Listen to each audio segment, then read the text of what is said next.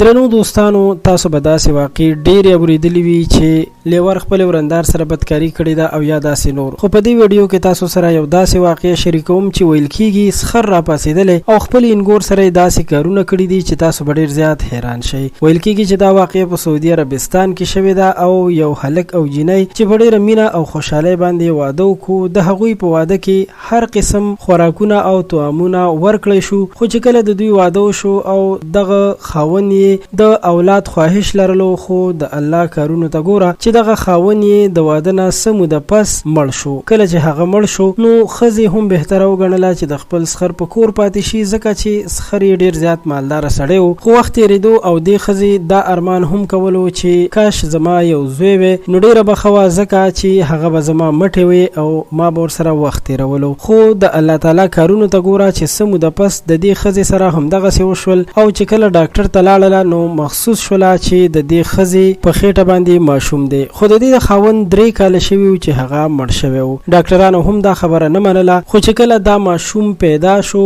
او دا ماشوم د خاوند د مرګ نه 3 کاله پس پیدا شوی و، نو د دې ماشوم نیکه یعنی د دې ښځې سخر دومره خوشحاله و چې ډیر زیات مال الله تعالی په نوم باندې ورکړل او شکرونه یې ویستل. درنو دوستانو د دې واقعي باره کې موږ په ویب سایټ کې لوستلي وو، نو ځکه مو تاسو سره شریکه کړه. که دې واقعي ته وکتل شي نو یقینا چې دا د حقیقت نه بهر خبره ده چې د یو ښځې د خاوند مړ وي او بیا د ورسره داسې کار وشي. تاسو د داسې واقعیاتو په باره کې څه نظر لرئ؟ خپل نظر را سره ضرور شریک کړئ. پښتو پوسټ چینل سبسکرایب کول مو هیر نشي. ستاسو ټولو بیا هم ډیره مننه کوم.